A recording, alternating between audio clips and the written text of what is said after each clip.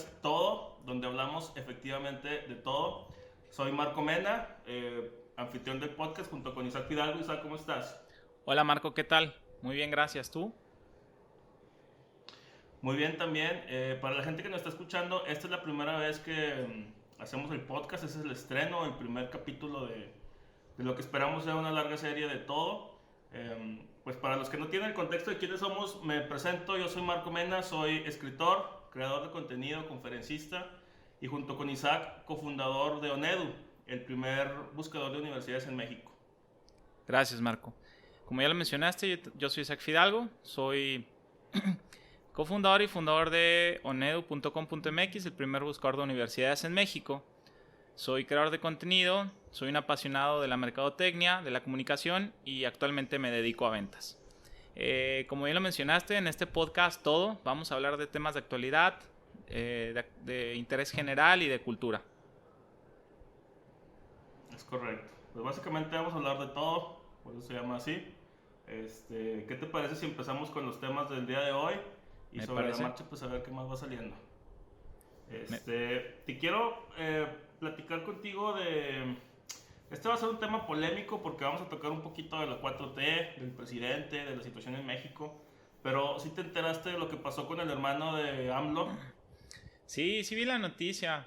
El hermano Pío López Obrador, un supuesto video, bueno, que lo admitieron que fue verdad.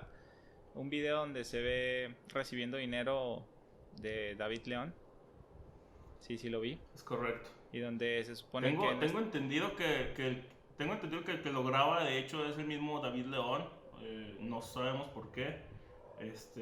Lo que está interesante aquí es que AMLO hace como 3 semanas o un mes lo anunció a él como iba a dirigir él una nueva empresa de distribuidora de medicamentos. Pero y luego se filtraron estos videos y ahorita como que la postura pues está de, oye, este güey se ve en un video con tu hermano dándole una cantidad fuerte de dinero, me parece que 1.4 millones de pesos. Pues está como para pensarse, ¿no? claro.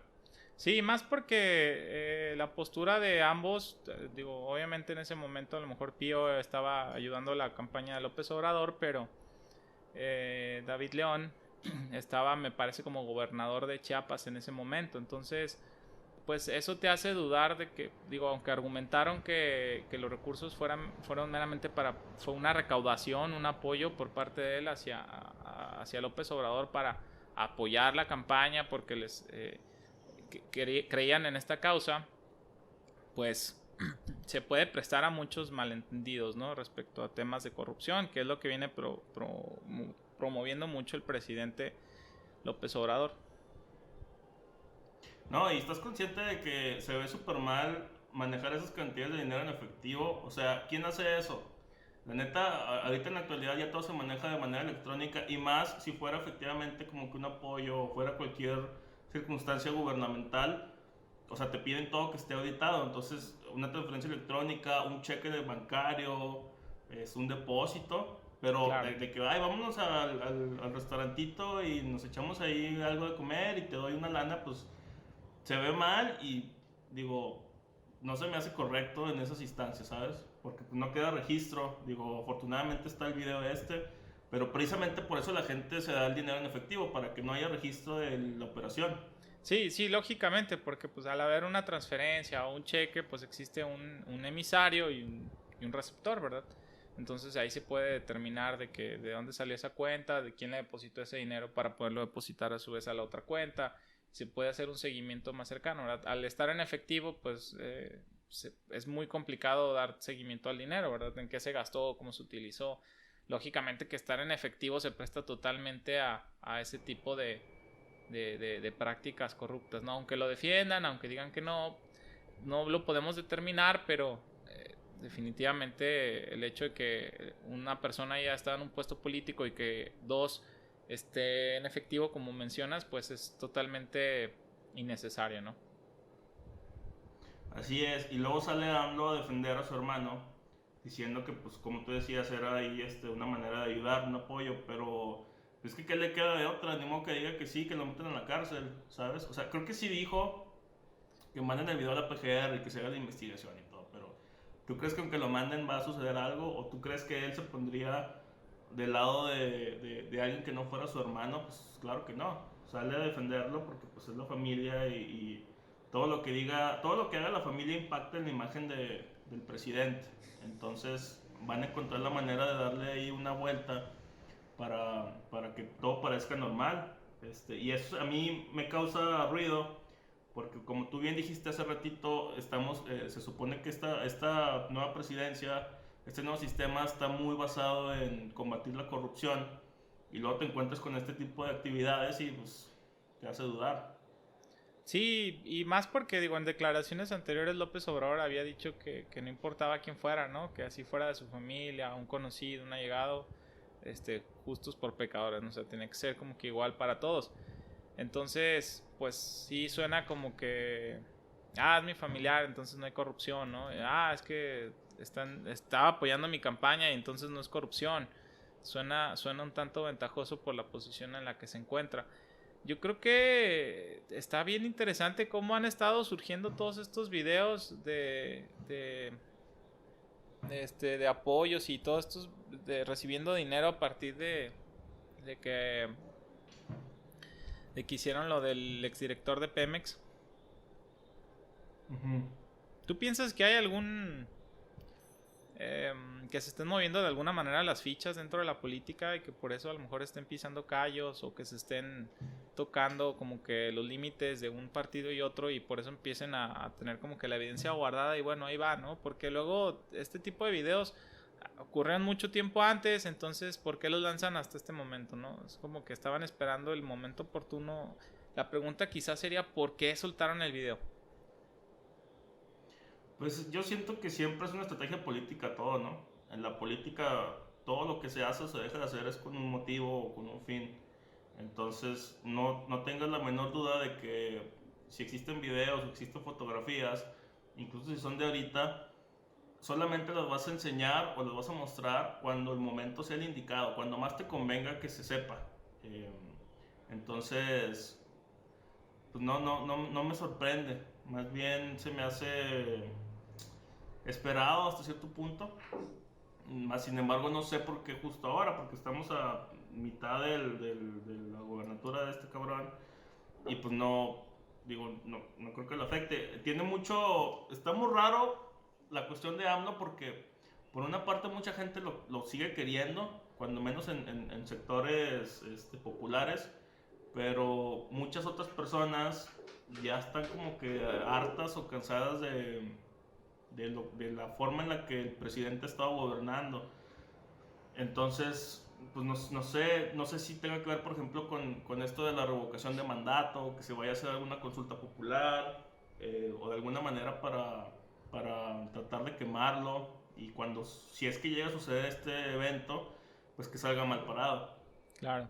Yo creo que es una contrarrespuesta a todo lo que ha estado pasando, ¿no? Porque anteriormente se había dicho que lo del director de Pemex y lo de este señor que lo habían iban a meter a la cárcel, pero luego hicieron las declaraciones, todo esto. Fue realmente un video, digamos, preparado, ¿no? Para tapar un poquito toda la situación económica que está sucediendo, el tema de la pandemia, el tema de la economía, y luego está obviamente la popularidad del presidente se está desplomando, ¿no? Y no estoy diciendo que sea, digo, son situaciones, algunas su culpa, algunas no, algunas fueron situaciones circunstanciales, ¿no? Pero evidentemente creo que este tipo de noticias, como también la visita con Donald Trump, son cosas que ayudan a fortalecer un poco la imagen. Entonces, sus adversarios obviamente están preparando una pre-campaña, digámoslo así, para este tema de la revocación de mandato, porque pues ese tipo de cosas tú sabes que en México se preparan con mucho tiempo de antelación. O sea, digo, Andrés Manuel tiene experiencia en eso, ¿no? Pues sí, a mí me parece... Bueno, es que si lo vemos desde un punto de vista personal, o sea, ¿tú cómo crees que te manejarías tú estando en la política? Incluso porque pues hemos seguido durante muchísimos años la carrera de López Obrador, ¿no? Desde que perdió tantas veces las contendias a la presidencia hasta que por fin terminó ganando. y prometía el cielo de las estrellas al pueblo mexicano y que iba a haber un cambio y que iba a hacer muchas cosas diferentes. Y sí siento que ha habido algunas cosas diferentes, pero también siento que otras cosas no han sido lo que nos decía en campaña. Y ya es que duró en campaña 18 años, entonces Sí. está difícil. Pero mi pregunta es, imagínate tú, Isaac, que tú llegas, tú te decides volver político porque quieres cambiar el gobierno de México, quieres ayudar a la gente. Te lanzas en campaña, haces tus promesas, haces todo lo que tienes que hacer, terminas ganando. ¿Tú crees que pudieras tener el suficiente poder para hacer los cambios que tú creas convenientes para ayudar a la gente, o crees que te verías enfrentado a un sistema que no te deja actuar de la manera correcta? Bueno, digo, hablando en mi caso particular, yo sí considero que el sistema está bastante podrido, ¿no? Porque vemos que mucha gente que estaba en partidos como el PRI, el PAN, luego brincan a Morena y pareciera que ahora ya son buenas personas, ¿no? Siempre han existido este tipo de Ujú. prácticas en la política, de que saca un video, corrupción, el otro. Entonces, la verdad creo que si yo sí creo que este señor tenga buenas intenciones, pero también es complicado luchar con un sistema y no quiero pecar de chairo, pero creo que sí tiene buenas intenciones hacia el país. Sin embargo, las acciones que ha tomado pues a veces no son tan contundentes y la oposición pues aprovecha cualquier momento de debilidad para engrandecerlo, ¿no? Y maximizar cualquier error que cometa el presidente. Digo, eres figura pública, vas a estar bajo la lupa, te van a hacer memes, te van a criticar todos los medios y lo bueno no se resalta, pero lo malo sí se resalta mucho, ¿no? Yo creo que Claro. que es una persona, digo, lógicamente la campaña que vino haciendo durante 18 años es algo muy diferente a lo que se está viendo hoy en día. Y te digo, una cosa es, yo voy a acabar con la corrupción y yo soy una figura moral y como yo no soy corrupto, los demás no van a ser corruptos. Pues es una demagogia, ¿no? Pensar que porque la cabeza del presidente, la cabeza del poder no es corrupta, pues entonces todos van a automáticamente dejar de ser corruptos. Si bien es importante que la cabeza no sea corrupta, pues tienes que ir empezando a depurar el sistema poco a poco. Ahora, 6 años dentro de una carrera electoral se me hace muy poquito tiempo como para que realmente se puedan vislumbrar cambios, ¿no? Pero bueno, Ujú. también está el problema de que si bien quien sea el sucesor de López Obrador, pues habría que ver de qué partido es, qué intereses tiene. Entonces, pues si bien a lo mejor le da un golpe fuerte a los partidos políticos y a la corrupción, posiblemente vuelva a resurgir, ¿no? Entonces es algo que tiene que ir cambiando culturalmente poco a poco y ir reconstruyendo el tejido social. No, es una ilusión pensar que voy a acabar con la corrupción en 6 años. O sea, de entrada, yo lo vería imposible. Si yo fuera a llegar a ser presidente, sí, a lo mejor vas a combatirla, vas a crear candados, organismos para derribarla, pero no sabes qué va a pasar en el futuro posterior, ¿verdad? Claro, pues mira, estoy de acuerdo contigo y comparto tu punto de vista, pero por ejemplo hay cosas que, digo, no somos expertos en política, tenemos nuestra opinión, si sesgada si tú quieres, pero por ejemplo, otra cosa que quería platicar contigo y que va de la mano es, ¿qué piensas tú de la regresión en cuestión de energías renovables que se vio hace poquito aquí en México? Este, Se venía apoyando muchísimo lo que es la energía solar, por ejemplo, y de la noche a la mañana AMLO decide, ¿sabes qué? Vámonos para atrás con todo eso, vámonos con los hidrocarburos, con la gasolina, con esto, lo otro, y dejar de apoyar las energías renovables. ¿Tú crees que eso es conveniente? ¿Crees que no es conveniente? ¿Crees que haya metido mano a algo más? ¿Crees que lo haya hecho en pos de combatir la corrupción? ¿Que a lo mejor alguien estaba ahí metiendo mano en cuestión de contratos? No sé. Mira, es un tema súper complejo el tema de las energías limpias. Yo creo que, digo, de entrada, sí es un error a lo mejor apostarle tanto dinero a una refinería nueva, a crear hidrocarburos, porque si estamos viendo la tendencia actual, evidentemente va enfocada hacia energías limpias. Cada vez vemos más carros eléctricos, cada vez vemos más tecnología solar, vemos cantidad de opciones de energía limpia, ¿no?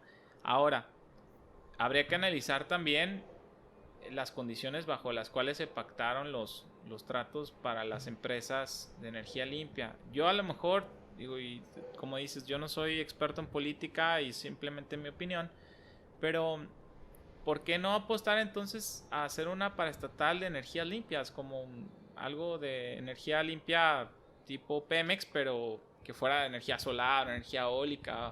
O sea, el gobierno tiene los recursos.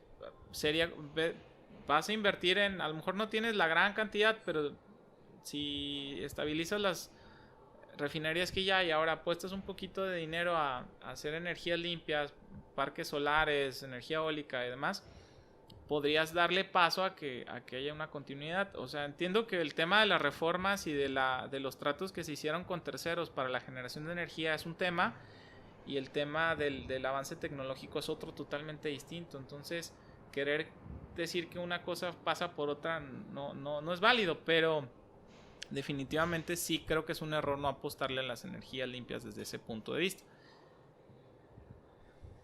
Estoy de acuerdo. Fíjate que hay una frase que me mueve mucho, de los candidatos a la presidencia en su momento, que dice Ricardo Anaya.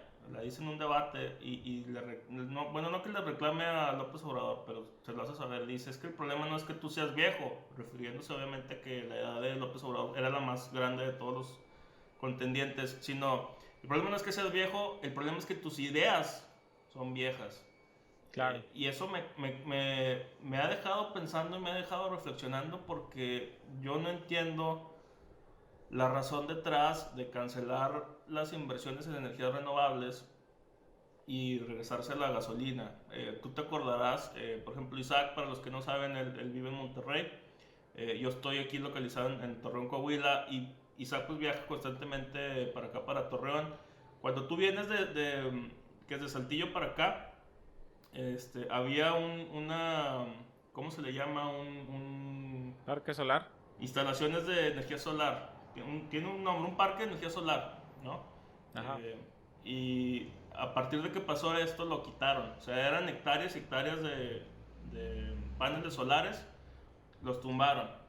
Entonces, eso pues a mí me deprime mucho, porque yo estoy pensando en el futuro, o sea, en 20, 30, 40 años, cómo va a estar la contaminación en el medio ambiente, ¿qué mundo le vamos a dejar a nuestros hijos cuando los tengamos? Si ahorita ya estamos de por sí super mal, ¿no? Me comentabas hace rato algo de unos que se están derritiendo. ¿Algo se derritió? ¿Qué se derritió? Unos glaciares en Groenlandia. Bueno, ya tiene desde el año pasado hasta el día de hoy, han monitoreado que llegaron a un punto sin retorno, ¿no? De deshielo. O sea, que aunque paráramos ahorita el calentamiento global, se seguirían deshielando los glaciares hasta vaciarse completamente.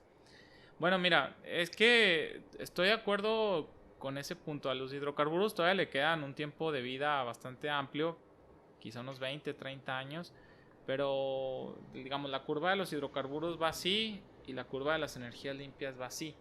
Entonces, en algún punto van a cruzar las dos líneas, y en ese punto tienes que empezar a migrar una cosa con la otra.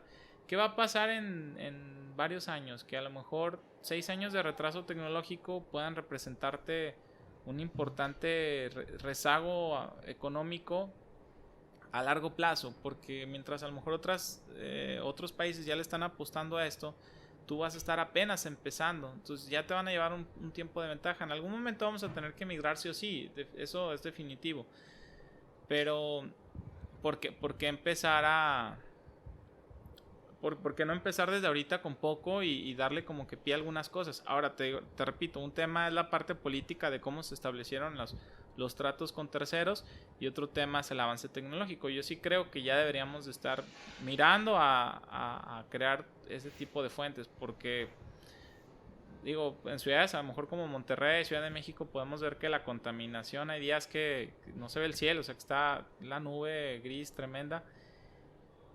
Y cada día va en aumento, porque cada día somos más personas, más autos, más empresas, más cosas. Entonces empieza a crecer todo y al rato va a ser insostenible, ¿no? Claro. Voy a hacer un paréntesis porque mi siguiente tema tiene que ver con esto, pero les quiero decir que este podcast está patrocinado por mi libro Cómo emprender y no morir en el intento. Pueden encontrar en la descripción el vínculo para descargar la versión digital. También nos patrocina Onedu, el primer buscador de universidades en México. Se pueden meter a onedu.com.mx para ver las carreras que hay, las universidades que hay y de manera más sencilla tratar de descubrir su pasión. Ahora, ¿por qué menciono lo del libro en este momento?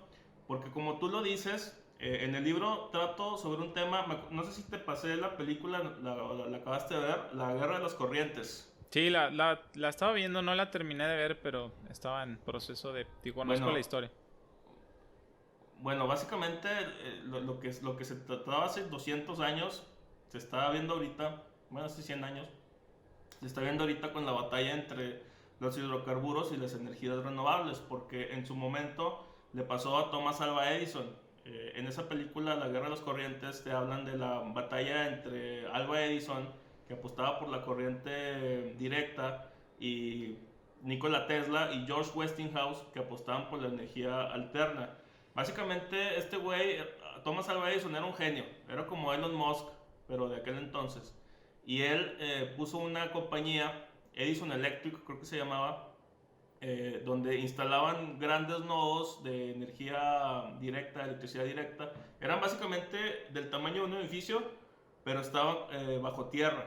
Entonces los nodos eran súper mega grandes, ¿no? Y eran poco eficientes, tenías que tener un nodo cada cierto número de cuadras.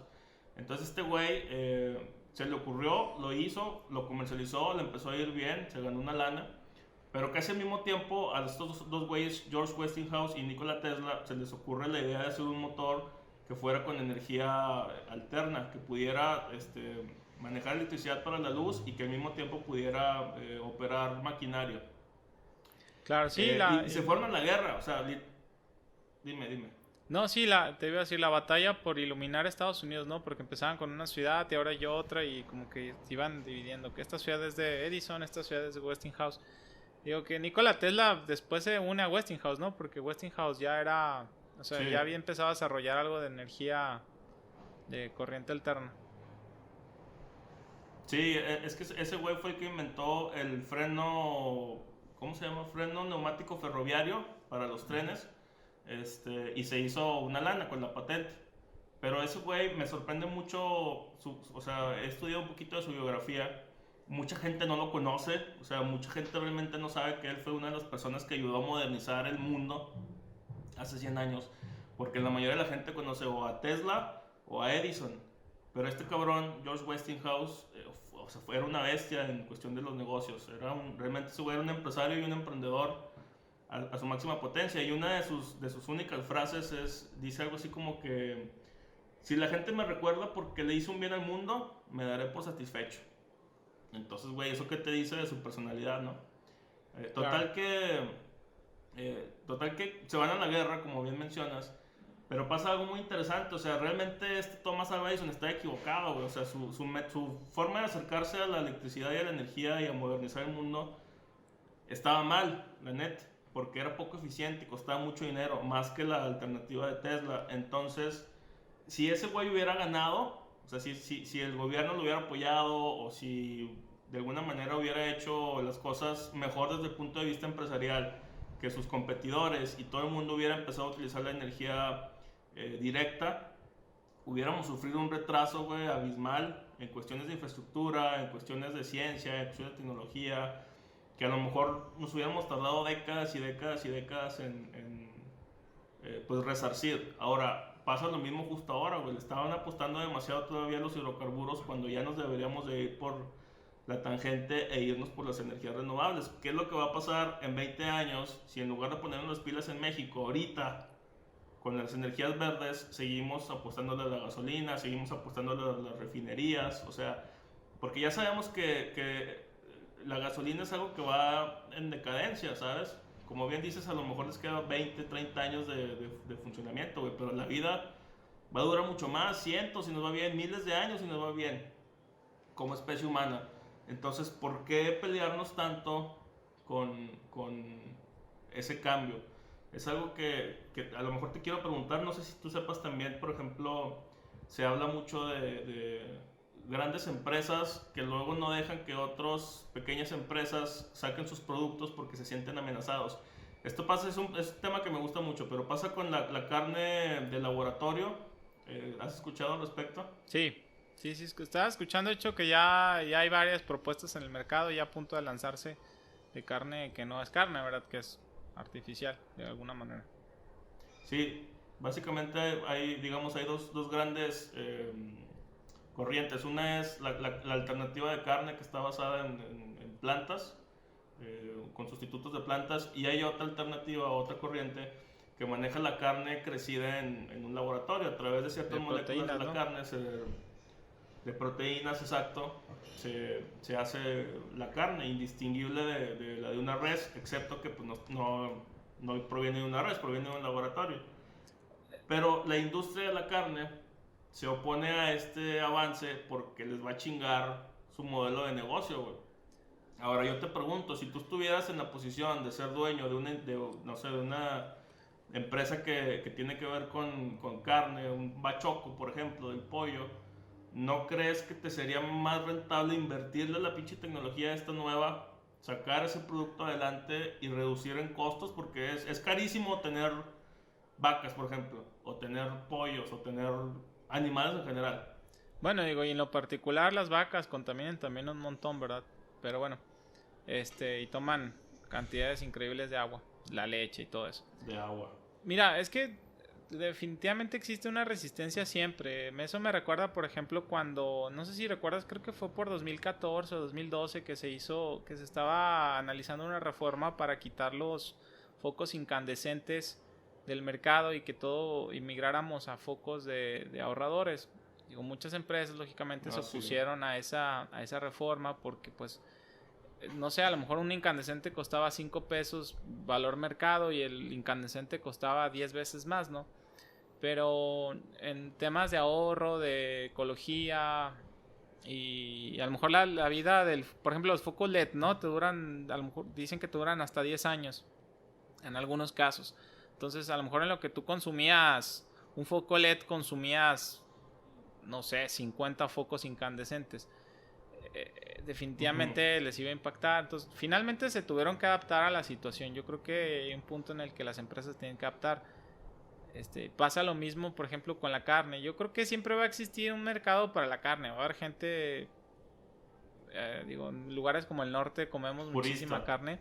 Y va a haber gente purista que, no, o sea, yo como carne, ¿no? Y por muy parecido que llegara a ser, pienso que va a tener un distintivo diferente la carne. Entonces a lo mejor va a cambiar el modelo de negocio, ¿no? A lo mejor el mercado de la carne tradicional va a ser un poquito más premium y el mercado de la carne artificial o carne basada en laboratorios, hecha en laboratorios, perdón, va a ser como que un mercado masivo. Entonces es cuestión de cambiar la mentalidad porque normalmente pasa con los carros, ¿no? ¿A quién le quieres vender? ¿Al barato, vender muchos de poco precio o irte a un mercado muy alto, muy exclusivo como Lamborghini, por ejemplo, que vende carros de muy alto valor y solamente a ciertas personas? Entonces existen sus pros y sus contras, ¿no? En tanto el mercado de premium existe cosas altas. Pero bueno, yéndonos al rezago tecnológico que existe, sí, es totalmente de acuerdo. O sea, si no migramos en algún momento...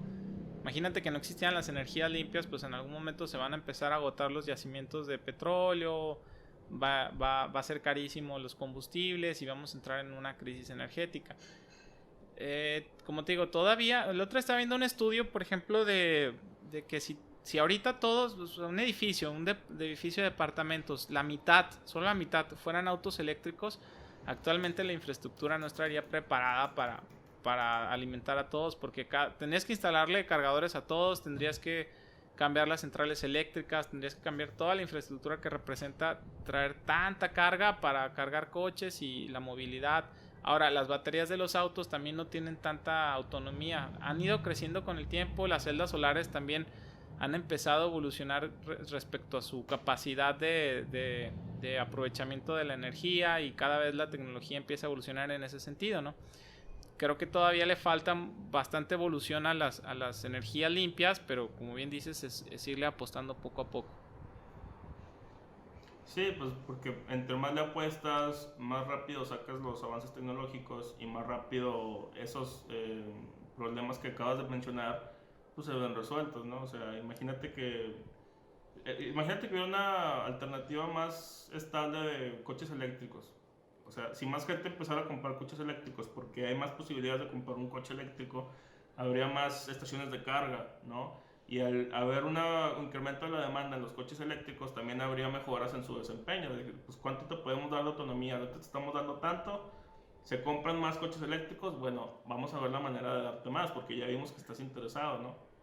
Entonces sí, es nada más que es cuestión Y es que de apostarle. y así se da la evolución, porque digo, estaba viendo otro, por ejemplo, un documental de la Segunda Guerra Mundial, a lo mejor no tiene tanto que ver con el tema, pero dentro de la Segunda Guerra Mundial se dieron muchos avances tecnológicos, dentro de lo bueno y lo malo, dentro de lo malo y lo bueno, perdón, porque pues veía que desarrollaban sistemas para hacer un avión cada 10 días o crear un buque portaaviones cada mes. Entonces empezó una revolución industrial muy importante a partir de la Segunda Guerra Mundial, y cómo mejorar, cómo eficientar los procesos de producción, cómo mejorar la eficiencia, cómo hacerlo más rentable.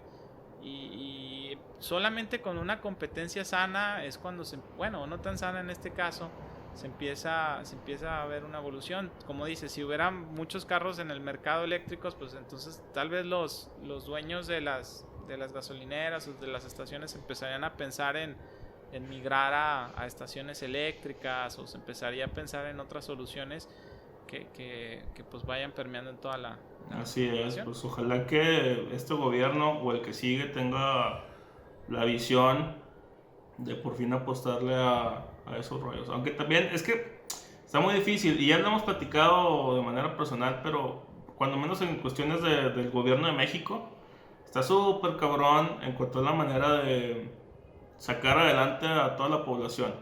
Porque es bien sabido que hay una pelea, o sea, una guerra fría, si tú quieres, entre el norte y el sur de México. Pero ¿cómo le haces tú para gobernar a más de 30 estados y a todos ponerlos de acuerdo y que todos te paguen los impuestos y luego de los impuestos recabados darlos de manera justa, no nada más equitativa, ¿verdad?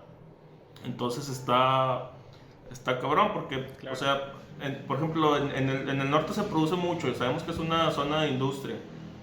Y en el sur, desafortunadamente, no tienen la misma capacidad de generar ingresos aún. Entonces, mucha de la riqueza que se genera arriba se va para abajo. El problema es que está mal distribuida y luego no se emplean proyectos que saquen adelante la situación. O sea, yo no sé por qué no se le invierte más, o sea, con tanto dinero que hay a nivel federal, o sea, ¿por qué no conviertes estos estados del sur en paraísos turísticos? Que hay ciudades que lo son, ¿sabes?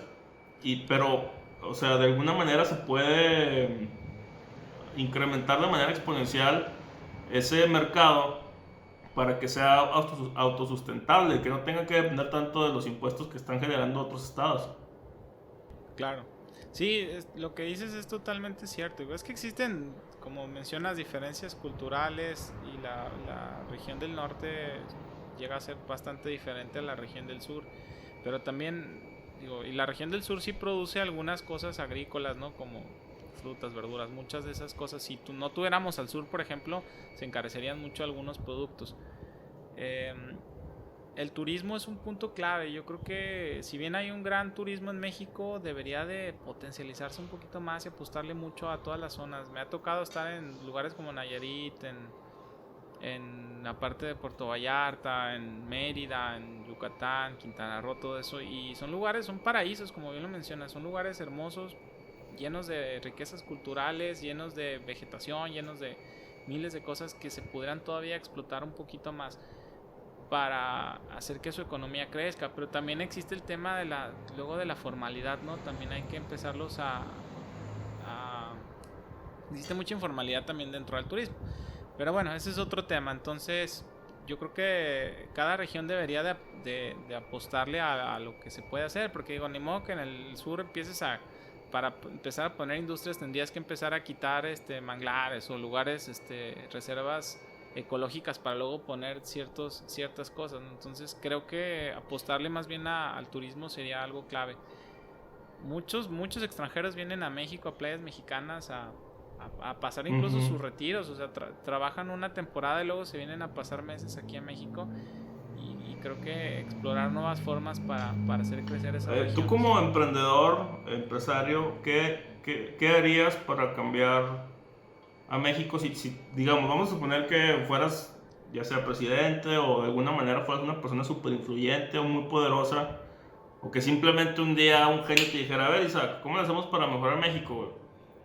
¿Qué propondrías tú para hacerlo? Es muy complicado. Pues no, yo sé, pero algo que se te ocurra. Yo tengo una idea. Que Sí. Dígame.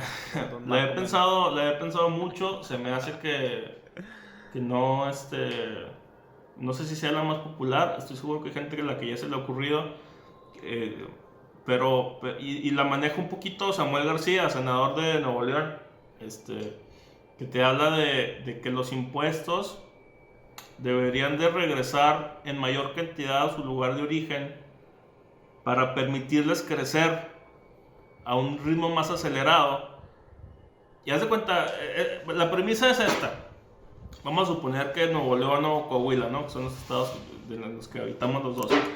Entonces, Coahuila y Nuevo León ponen cierta cantidad de lana en cuestión de impuestos, pero se les regresa casi la misma cantidad. Digo, obviamente que se toman en cuenta lo que sea necesario para que la infraestructura del país continúe funcionando. Pero si yo, por ejemplo, ya tengo mi lana de vuelta, yo lo que voy a hacer es que me voy a ocupar de todas mis necesidades. Vamos a hablar en personas, o sea, tú y yo. Yo tengo un dinero, gano tanto, ¿no? Pero me gasto tanto en manutención, comida, agua, electricidad, habitación, ropa, lujitos de aquí de vez en cuando, que vamos a cenar aquí, vamos a hacer esto allá, un viaje, etc. Bueno, y luego me sobra tanto, güey.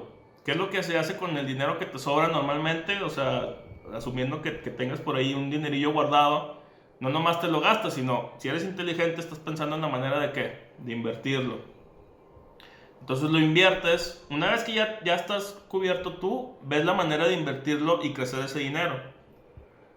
Siento que pasa lo mismo con los estados. O sea, si cada estado tuviera los recursos necesarios para hacerse cargo de todas sus necesidades, eventualmente va a empezar a tener un excedente. Y ese excedente, ¿de qué manera lo puedes ocupar? Pues sigues creciendo. Entonces empiezas a crecer en varios lados, en varias etapas y en varias zonas, y te empiezas a llegar, o sea, entre más creces, más para abajo vas llegando, ¿no? Es como que lineal, pero va a llegar un punto en el que vas a tener una economía que va a ser lo suficientemente fuerte para hacerse cargo de sí misma, güey, siento yo. Pues la cuestión sería hacer una reforma en cuestión fiscal o tributaria para que los estados pudieran tener mayor autonomía en la manera en la que gastan el dinero o lo invierten, y de esa manera eventualmente llegar hasta el sur y apoyarlos con iniciativas que sean a largo plazo, no nomás, o sea, de nada, es como el dicho de nada sirve darle un peso a un güey, mejor enséñalo a pescar y tendrá comida toda la vida. O sea, es similarón. Entonces tú llegas con estas iniciativas teniendo ya varo, ya habiéndote ocupado de lo tuyo, y encuentras la manera de ayudarle a crecer a alguien más. Claro. Mira, es un tema también bastante complejo, porque si bien es cierto que existe un federalismo a veces un poco injusto hacia el norte, y te hacen ver como que es que el norte es muy productivo y todo, pues sí debe de haber un poquito más de equidad en ese sentido. Ahora, si por ejemplo fuera equitativo o fuera muchísimo más grande el apoyo hacia el norte, pues poco a poco empezarías a ver a un sur que va decreciendo y un norte que va creciendo hacia arriba. ¿Qué puede llegar a pasar? Y creo que no, a lo mejor podrían pasar dos escenarios. Lo que dices de que empezaran a permear la inversión hacia abajo, o que dijeran, no, ¿sabes qué? Nosotros ahora sí somos un estado independiente y nos vamos a separar, ¿no? como le ha pasado, por ejemplo, a España, que se le invirtió mucho a Cataluña, empezaron a hacer un proyecto de región a tal grado, de por sí ya ellos tenían unas diferencias sociales importantes, ¿no? Entonces empieza a invertir, empieza a dar facilidades a las empresas para que inviertan ahí, mejorar las condiciones y todo, entonces pues ahora quieren ser un país independiente. Entonces creo que ese escenario podría llegar a pasar y no nos conviene. Pues es que también, de momento pues no, pero también ponte a pensar por qué la gente se quiere separar, o sea, por qué te quisieras independizar del lugar en el que estás, o sea, como estado. Pues porque no te está tratando bien tu federación. Aquí vivimos, por ejemplo, en la región Laguna, un proyecto que se ha visto durante décadas, güey, de hacer el estado de la Laguna.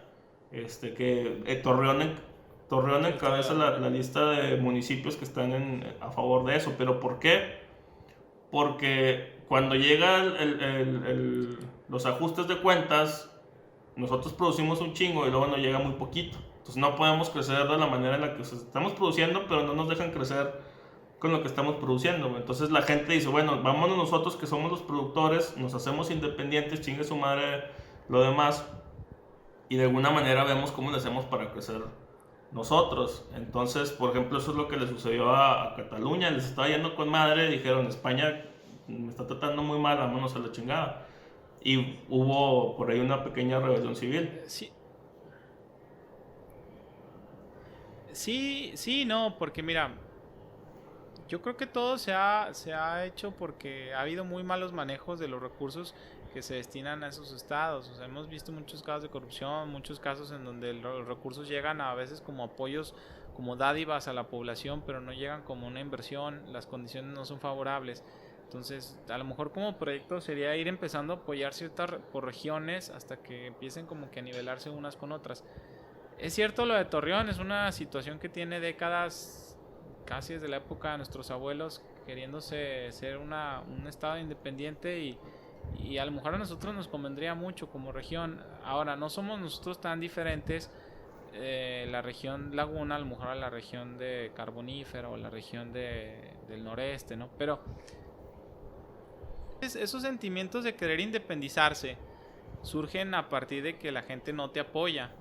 Entonces, si existiera ese apoyo, pues los estados del norte no se quisieran salir y los estados del sur pues seguirán contribuyendo. Yo creo que si nos uniéramos más como país y no estuviéramos tan polarizados y no pensáramos en que yo soy del norte y soy mejor que los de... Porque luego los del norte se identifican mucho con los de Estados Unidos, ¿no? Y hasta nos critican mucho, ¿no? De que somos más blanquitos y que nos creemos más. Y no es cierto, la realidad es que todos somos mexicanos, todos tenemos un poco de todo. No me gustaría para nada hacerme a la cultura de Estados Unidos, pero sí creo que tenemos que fomentar la unión como nación e ir apoyando esas regiones.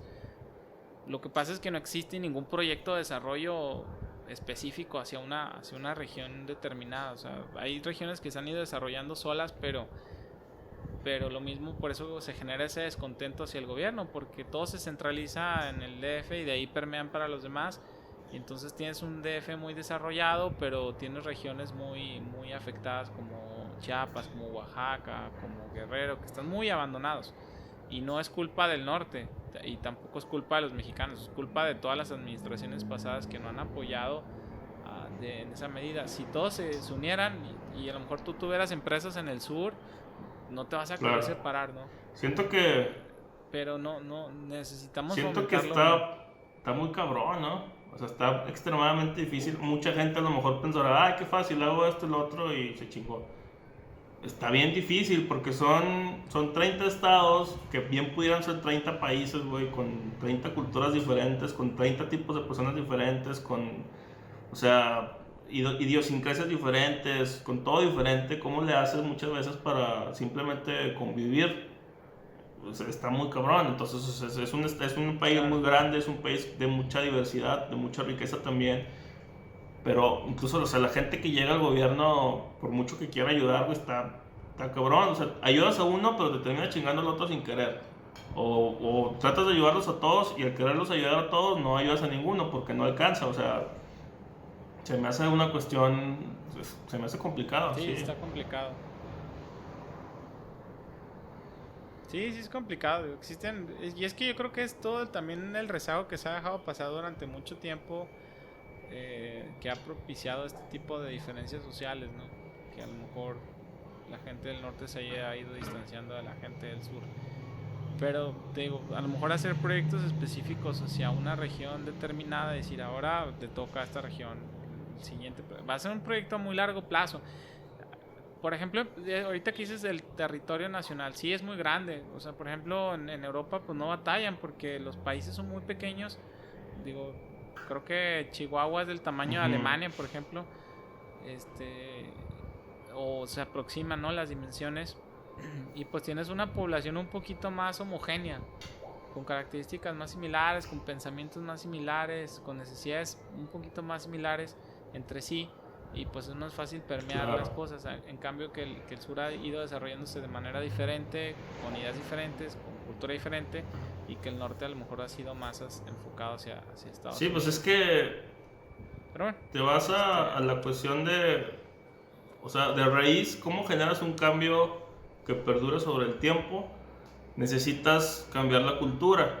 Cambiar la cultura, obviamente que son muchas cosas, ¿no? Mejorar la educación, mejorar la calidad de vida, brindar mejores oportunidades, etcétera. Pero ¿cómo le haces para hacer un cambio de cultura al mismo tiempo en tantos lugares? O sea, no se puede. Va a haber unas personas que sí lo tomen el cambio y va a haber otras personas que se resistan a él. Lo que decíamos casi empezando el podcast, o sea, siempre va a haber una resistencia al cambio, güey. Entonces, realmente no siento que haya una manera única o sencilla de facilitar un cambio de mentalidad o un cambio de cultura que permita al pueblo mexicano o al país eh, salir adelante de esa manera. Entonces, no sé, se me hace caso de estudio, cuando menos. Muchas veces me he fantaseado, he pensado, estaría chingón estar en el poder y hacer esto, hacer lo otro. Pero a lo mejor lo haces y no funciona, güey. Y luego, ¿qué pedo? no, pues es que es un proyecto a largo plazo, como te lo mencionaba hace rato, ¿no? 6 años no nos van a alcanzar para ver los frutos de un gobierno, ¿no?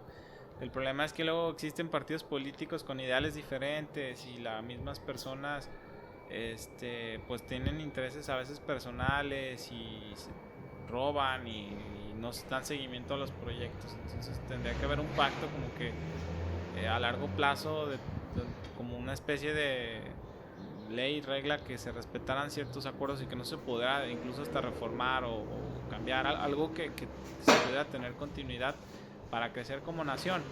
Porque definitivamente si por ejemplo la 4T tiene la visión de apostarle a las refinerías, al Tren Maya, cancelar el aeropuerto, y luego imagínate que no alcanzan ni a hacer el aeropuerto, no termina la refinería, y luego llega otro gobierno, no, vamos a cancelar la refinería y ahora vamos a apostarle a energías limpias, y luego llega otro y no, ¿sabes qué? Va a apostar a la educación, y es ahí donde empiezan los dilemas. Recientemente en México, para los que a lo mejor no lo sepan, durante muchos años gobernó solamente un partido, entonces empezó a ser digo, valga la expresión de López Obrador, la mafia del poder, porque durante mucho tiempo se mantuvieron intereses políticos y hubo muchas cosas que pasaron de noche, ¿no? Para la mayoría de los mexicanos. Recientemente estamos viendo una democracia más abierta, estamos viendo más participación de otros partidos, un despertar de la gente. Me alegra ver mucho que la gente esté pendiente de los sucesos políticos. Nos falta mucha memoria histórica, y mucha objetividad sobre todo para analizar las cosas, pero poco a poco vamos cambiando. Yo sí tengo esperanza en que poco a poco vamos a ir cambiando, pero es el despertar de la gente lo que va a hacer que la nación cambie, ¿no? Ningún político, ningún partido va a hacer nada, sino es la misma gente la que empieza a captar. Ahora pasa otro fenómeno muy curioso, ¿no? Cuando hay personas migrantes, por ejemplo, mexicanos, que llegan a Estados Unidos, mágicamente cambian, o sea, se adaptan a la cultura y a las costumbres, y ahí respetan las reglas, y ahí no se roba, y ahí no, porque a lo mejor la autoridad no se anda con juegos, ¿no? Pero también siento que Entonces, sí, también siento que es sí, porque tienen acceso a una mejor calidad de vida, güey. O sea, ya estás claro, trabajando y lo que sea. Básicamente en Estados Unidos, digo, tiene sus propios problemas. Yo entiendo y tampoco es que le quiero echar demasiadas flores, pero ya básicamente casi cualquier trabajo al que te dediques a vida y por haber te va a dar para que tengas una calidad de vida digna. O sea, Una vida digna. vas a cubrir todas tus necesidades de hogar, de vestimenta, de comida. Vas a poder proveerle una educación de calidad, entre comillas, a tus hijos si es que los tienes. O sea, no te va a faltar nada. Y es que entonces está ahí el primer punto, ¿no? Reconstruir asegurarte que todas las personas tengan una vida digna. ¿Por qué? Porque luego las personas que carecen de ciertas cosas van a terminar a lo mejor en el crimen organizado. O luego las personas que no tengan cierta educación van a terminar desempleadas, vas a tener problemas de inseguridad. Y luego esas personas también son vulnerables a los partidos políticos, ¿no? Porque entonces ahora yo te prometo que te voy a dar apoyos si votas por mí y se empieza a hacer un ciclo vicioso. Yo creo que en la medida que puedas asegurarle la educación y una calidad digna a todos los ciudadanos de tu país, en ese momento vas a poder empezar a pensar en otros cambios más estructurales. Hasta que no se logre ese cambio y hasta que no puedas asegurarle las condiciones de vida necesarias, que digo, no estamos tan mal, pero en muchos lugares se carece de muchas cosas, ¿no? Desde servicios de salud muy básicos, medicinas, hay lugares donde no hay calles pavimentadas, donde no llega la luz eléctrica, donde no hay servicios de siquiera de drenaje, ¿no? Condiciones como de países de tercer mundo, y hay estados, ciudades de la República que tienen índices de desarrollo como en Europa. Entonces, pues tenemos que asegurarle a todos primero eso para que se pueda fomentar la educación, la cultura mejore y empiece a todo a mejorar. Yo creo que apostarle a la educación y a la seguridad es el primer factor, bueno, la calidad de vida a todos los ciudadanos para después. Pero ¿cómo le hacemos para mejorar? ¿Qué se requiere para tener una economía que sustente cualquier oficio, güey? O sea, porque, por ejemplo, vamos a hacer un ejercicio muy rápido. Vamos a suponer que yo quisiera ser el mejor barrendero del mundo, güey. O sea, si yo aquí me dedicara a barrer las calles, ¿crees? O lo que fuera, pero a barrer. Ese va a ser mi pinche oficio, barrer. ¿Tú crees que voy a poder tener los ingresos suficientes para darme una calidad de vida digna siendo un barrendero? Pues no. Aquí no, cuando menos. Lamentablemente en otros lados a lo mejor sí, tú te vas a Estados Unidos y hay conserjes, güey, que, o sea, ganan bien, ganan a lo mejor lo justo si tú quieres, pero no andan batallando como aquí. Pues, ¿cómo le hacemos para de alguna manera homologizar todos esos tipos de oficios? O sea, güey, en Estados Unidos mucha gente, neta, mucha gente se va de aquí a allá a trabajar de la construcción, güey, de chinga de la obra, andan de obreros y ganan una pasta, cabrón. O sea, ganan muy bien, güey. Y aquí el mismo trabajo, hasta más matado, porque allá cuando menos te dan tienes ciertos derechos como trabajador que aquí muchas veces no los ven. ¿Cómo le hacemos para dar un estilo de vida digno a todas esas personas que trabajan a lo mejor de manera un poquito más manual? ¿Qué es lo que están haciendo otros países que nosotros no? No me queda claro. Es que es bien complicado. Por ejemplo, el otro también estaba viendo un documental de China, ¿no? De cómo han logrado de estar de las economías más bajas en los 70s, 60s a ser la segunda economía y próximamente quizá la primera economía mundial. Digo, el sistema político de China es muy cerrado, no permiten la crítica política, hay mucha opresión en ese sentido, pero existe una libertad económica muy grande. Digo, han mejorado mucho su calidad de vida con el tiempo. Al principio empezaron con una serie de industrias mal pagadas, lo que tú quieras, pero hoy en día el chino gana muy bien, ¿no? Entonces, ellos tienen una organización muy, muy establecida. Por ejemplo, algo que me gusta mucho de China es que lo dividen por provincias, sí, me parece. Entonces, esta provincia produce todo tecnología. Esta provincia produce todo cárnicos, ¿no? Esta provincia produce textiles y calzado. Entonces, por ejemplo, ellos saben estratégicamente sus puertos, cuáles son los puntos claves, qué es lo que más exportan. Entonces, los ponemos de este lado para que esté más cerca. Yo creo que en ese sentido el gobierno tiene que tener organizaciones de todo. Ahí, lógicamente, generas empleos. Al concentrar en una sola región todos los rubros de la industria, pues empiezas a, por ejemplo, en la parte del Bajío se concentra mucho, por ejemplo, en la parte del calzado. Hay un montón de fábricas de calzado, de ropa, de textil, y hasta tienen un puerto interior y todo, porque pues la necesidad del mercado ha ido creciendo, y es una industria muy fuerte en México. Yo creo que en ese sentido tenemos que empezar a organizar al país por zonas. Lo que decía, por ejemplo, López Obrador al principio de su campaña era lo de descentralizar, que dijeran, bueno, cierto organismo lo vamos a pasar a, no sé, a Chiapas o a Oaxaca para que genere empleos, que no todo estuviera concentrado en las grandes ciudades. Así empiezas primero a jalar los empleos de donde hay muchos, y empiezas a permear, ¿no? Lógicamente en las ciudades donde les empieces a quitar, pues van a ir creciendo y va a seguir generando, pero tienes que empezar a reorganizar los sectores económicos por la región. En el sur no vas a poner a lo mejor muchas industrias, pero empiezas a organizar los sectores turísticos y cosas relacionadas al turismo. Entonces yo creo que en ese sentido puedes ir generando empleos en las diferentes regiones, analizando las ventajas y desventajas de sus territorios, sus ventajas geográficas, de recursos y demás, ¿no? Si a lo mejor, no sé, en cierta región se puede pescar un tipo de pez que es muy rico y que se puede exportar, pues entonces fomentas ese tipo de industria para que haya exportaciones, pero tienes que organizar, y en la medida en que se puedan organizar entre ellos mismos los empresarios de cierto rubro, pues se puede negociar incluso mejores condiciones. Fíjate que pero es un proyecto a largo plazo. Me parece súper interesante eso que mencionas. Y sí, cierto, no recordaba que AMLO hablaba de descentralizar las dependencias del gobierno y mandarlas a zonas específicas. Y eso de hacer zonas que se dediquen a cosas en concreto se me hace muy interesante, porque me hace mucho sentido, güey. O sea, si en el sur son buenos para hacer algo, o sea, cierto tipo de, por ejemplo, de agricultura, bueno, pues maximiza el potencial de la agricultura en esos lugares, ¿no? Y si en el norte se da mejor la industria, bueno, maximiza la zona industrial.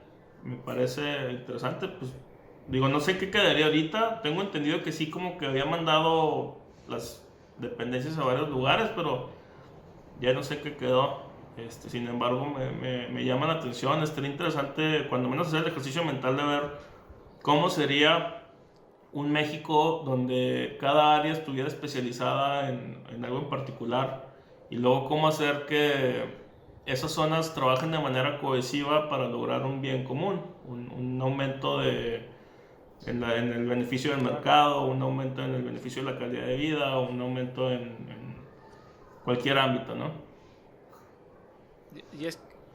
Y es que organizados puedes pedir más, ¿no? Por ejemplo, te decía, en León existe una cámara de comercio del calzado específicamente. Imagínate que si bien en el sur a lo mejor se produciera, no sé, aguacates, por decirte, una región específica. Entonces, a todos los que quieran venir a producir aguacate, si tienes una empresa en otro estado, pero te quieres venir aquí va a ser más barato, o incluso invertir y hacer tu empresa de este tipo de rubro, ¿no? Entonces, a lo mejor los agrupo a todos, y estos mismos también se van a encargar de mejorar las condiciones de infraestructura de su región, y empezar a hacer como que ciertos organismos por todo el país, hacer zonas específicas de cada cosa.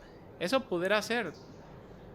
Obviamente vas a tener que mover muchas cosas y vas a afectar a muchas otras personas, pero si es por un bien común, creo que puede llegar a funcionar. Eso es una muy buena idea. Y aparte siento que si lo haces de manera progresiva, con un plan a largo plazo, el impacto no se sentiría tanto al principio, y los beneficios que te traería pues serían mucho mayores, ¿no? O sea, básicamente el progreso que estás generando, o los beneficios que estás generando, superan por mucho los inconvenientes de cambiar a lo mejor a un sistema que funcionara de esa manera.